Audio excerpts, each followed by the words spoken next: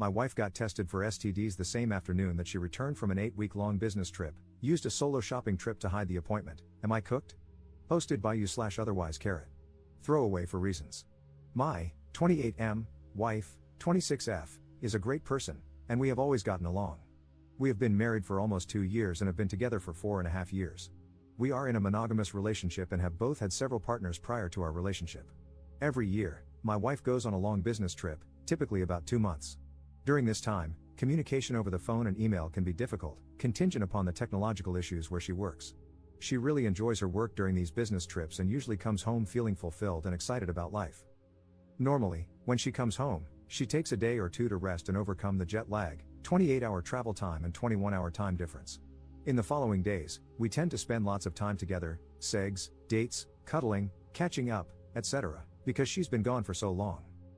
This year, she came home as her same excited self after having had a great trip. In fact, she seemed so excited that she wanted to work on some projects but needed to go get materials from the store. About 3 hours after picking her up from the airport, she said she wanted to go shopping for her craft project and that she would likely spend several hours out shopping. She really emphasized how much time she would need, many hours. I thought this was a little weird, considering she had just come back from a 28-hour flight, hadn't slept, and usually isn't the type to spend more than an hour or two shopping. But whatever, it's fine. About 5 hours later, she came home with a single bag of craft materials. I registered this as strange but didn't really think much of it. I chalked it up to her taking a lot of time to carefully select her materials instead of bulk buying. Over the next few days, she didn't really go through the usual jet lag phase and stayed distant. I thought that was weird but ended up giving her space and just focused on school. About 2 weeks post-return, we still hadn't had sex, despite my advances and lightly prodding the issue, getting it I'm just feeling off and don't feel like it. I found that strange since she is usually a 3 to 4 times a week kind of person, and we had been exploring some new kinks prior to her trip, which we had talked about rekindling once she returned. The first few times she didn't reciprocate my advances, I didn't think anything of it. We've always had a very open no policy and are attentive to each other's needs, whether it's time, tiredness, not feeling it, or needing it now. However, after 2 weeks, the combination of her distance and lack of intimacy felt really off. Over the weekend, she met up with her girlfriends for a day out. During that time, I snooped on her computer. If that bothers you, stop reading now. We have always been extremely open with our phones and social media. We both know each other's phone and computer passwords, and she knows my Facebook login, etc. While she was out with her friend, I looked on her computer. She had left her work and personal email, Reddit, and Facebook open/logged in. So I looked. Nothing out of the ordinary. I checked the recycle bin and found that she had taken some self-nudes with her phone, sent them to her email, downloaded them, and then deleted them, hence their presence in the recycle bin. I thought that was odd. Normally, we would send nudes to each other, not save them on our computers. Maybe she really liked them, she did look hot, and decided to keep them. This got my gears turning because she had been really disinterested in sex since returning but was taking nude selfies in lingerie. I checked the metadata on the pictures and confirmed they were taken recently and downloaded from Gmail. I then looked at her Gmail. Nothing terribly odd there, but anything before 3 days after her return home had been deleted from her inbox and then deleted from the trash folder, not archived. For example, if she came home on the 1st, everything before the 4th was deleted. However, in her trash bin, there was a confirmation of an appointment at a health clinic in an adjacent city. The email contained a link with the user ID to log into the patient portal if she needed to change her appointment. I logged in with the ID and her common passwords, which I already knew from us sharing. The portal was mostly empty but showed that she had scheduled and attended an appointment the same afternoon she got home from her trip. The portal allows you to request records from visits, so I did. The records were delivered to the portal about 30 minutes later. She had gone in for STD testing 5 hours after returning home from an 8-week business trip. To summarize, she got tested for STDs while saying she was going shopping the day she returned from an 8-week business trip. She concealed the fact that she was tested, didn't leave her phone number or address at the clinic, carefully deleted emails related to the clinic, and made up a cover excuse to go out. She has been super distant with me, though very engaging toward friends and coworkers, and has avoided sex. She says she's not interested in sex but has been dressing up to take nudes. On a similar business trip in the past, she did almost the exact same thing, got tested as soon as she got home, after a 7-week trip, refrained from sex for about a week, and was distant. I found out similarly, through our shared computer, seeing an email from the health clinic about results in the portal. Previously, when I asked her about it, she said she had a UTI and went in for a full STD panel. Totally plausible, I let it go. She also said that STD tests are normal for women during checkups, though most clinics say you have to request them or have reasonable suspicion. I have no real reason to suspect cheating, but goddamn, this feels weird. All the elements of possibility are there, I suppose. Possible explanations: she had another health problem that seemed to resolve itself, and maybe she wanted more follow-up but didn't want to burden me with the details, although the other health issue isn't urogenital related. She didn't receive any tests that would diagnose the concomitant issue. Health information can be sensitive, and she might have deleted the email to avoid anyone seeing it over her shoulder. However, this doesn't explain why her inbox was cleaned and the trash emptied. Maybe she feels a little detached from me after being away for so long and needs more time to warm back up? She could have had another UTI and gotten an STD panel at the practitioner's request. However, no antibiotics or treatments were administered during the visit, nor were any documented. Maybe she thought I was cheating and got tested? Although, testing 8 weeks later seems a bit outside the typical incubation period. The secrecy of the whole thing really bothers me. Any ideas on how to approach this topic with my wife or other possible explanations? Edit. She admitted to cheating on her trip, says only once, but evidence suggests at least twice. Edit 2. 3 confirmed in one trip. Digging in now. Edit 3. Typical, it was a one-time thing and it was your fault responses. Confirmed at least 3 dudes during her last trip, likely a systemic serial cheater since we've been together. She refuses to admit anything beyond this business trip, even though she exhibited the same behavior 2 years ago. She refuses to be honest and claims she wasn't going to meet anyone on her current solo camping trip. I know otherwise. I keep catching her in lies. Filing papers now. Edit 4. It's at least 4 now, 1 on her first trip 2 years ago, which is why she took the STD test then. A mutual friend knew about it and kept it secret. This happened days or a week after we got engaged. Update 1 month 3 weeks later. Hey folks, I'm at D-Day 55, and I wanted to share a little bit more of my story and just talk it out. It gets a bit lonely at night, and that's when my gears start cranking, without the noise of the day to keep up distractions, so writing it out and clearing the air is perhaps cathartic. My wife and I have been married for 1.5 years, together for 4.5. We are both graduate students. I'm working towards my MD/PhD in genetics, and she is working towards her PhD in microbiology. No kids, few assets, not much debt.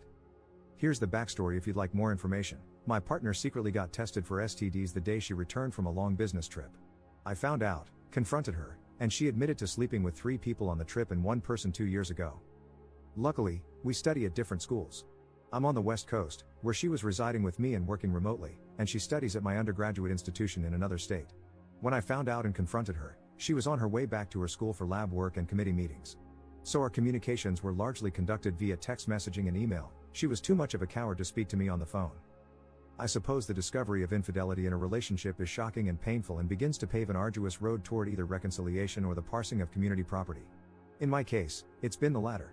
It's not the sex that bothers me. I can understand those inclinations. I'm a biologist. Attraction, emotional investment, feeling wanted, the taboo of risk, adrenaline, those things make sense to me. What I could not understand is how my wife, someone I adore and respect immensely, could lie to her affair partners about who and what I am. It's like her inner monologue flowed freely to them, her true thoughts about me expressed vocally. That made me physically sick. I'm not a bad guy. I've always been there for my wife. We clicked on every level, from toilet paper orientation to politics, humor, hobbies, and sex. It just doesn't make sense. During the postmortem, I've often come to the realization that, as a partner on a two-way street, I could have always done more or worked toward a stronger marriage. That's the sentimental part of my brain saying, look at all these missed opportunities for communication and growth. If you had really loved your wife, you would have figured it out and met her needs. That's a deadly game of roulette to play. The retrospective what if on infinite regression plays discordantly upon the soul. If the discovery of infidelity wasn't shocking enough, I also asked my wife to reconcile. She refused. I gave her a list of demands with 7 items. The header read, the ground rules. If you choose not to comply, or if I suspect that you have failed to comply with these rules, I will divorce you. Here is the abridged version of what I asked for. You will allow me unfettered access to your phones, accounts, devices, and computers at any time without hesitation. You will forfeit and show me all communications and materials related to all extramarital relations you've engaged in, no matter how minor or insignificant you feel they were. You will allow me to professionally recover data from your phone and other devices. If there is something you haven't told me yet or if you haven't given me the full story, this would be a good time to do so. I extend you amnesty for other grievances, notwithstanding lying. You will contact all parties you've engaged with in any way and explain that you were in a monogamous relationship, your husband knows, and that you messed up. You will apologize for misleading anyone about your relationship status, and you will contact their partners to explain what happened. You will get tested for STDs and STIs every month for the next 6 months, including blood panels. This information will be made available to me at my request. You will seek and engage in cognitive behavioral therapy until you have been treated for your dysmorphia and eating disorder and have healthily managed your past SA. You and I will receive marriage counseling indefinitely or until we both feel that our problems have been resolved. We will both engage in communication coursework or reading. Rules for opening the relationship. Maybe too controlling? Everything I asked for, I also offered to reciprocate where applicable. The first bloodletting was the discovery of the infidelity, and the mortal strike was her denying me safety in the relationship by dismissing my needs. Once it was clear that she wasn't trying to reconcile, I was ready to burn it to the ground. I threatened to contact her affair partners, contact their significant others, file professional misconduct complaints, one of her partners was her physician, contact her research board about misconduct, and inform her direct bosses, people whose reputations could be jeopardized by her actions.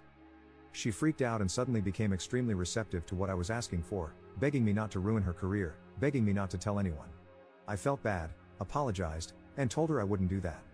By then, she had already gone to her bosses and conveyed some truth-trickled story to them. I obviously added a lot more pain to the situation by playing that card. This was almost a month ago.